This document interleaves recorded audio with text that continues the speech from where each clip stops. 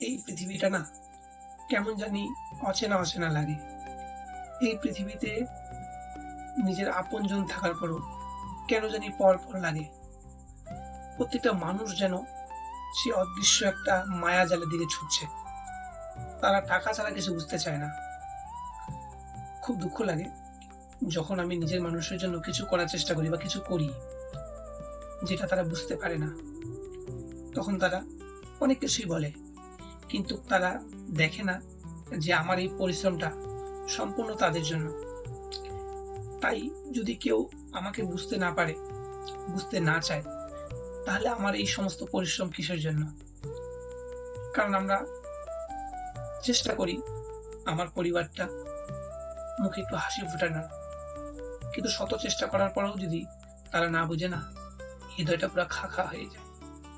তাদেরকে বোঝা উচিত আমার মর্ম। যদি তারা আমার মর্ম না বুঝে, তাহলে আমার কিছু করার নেই।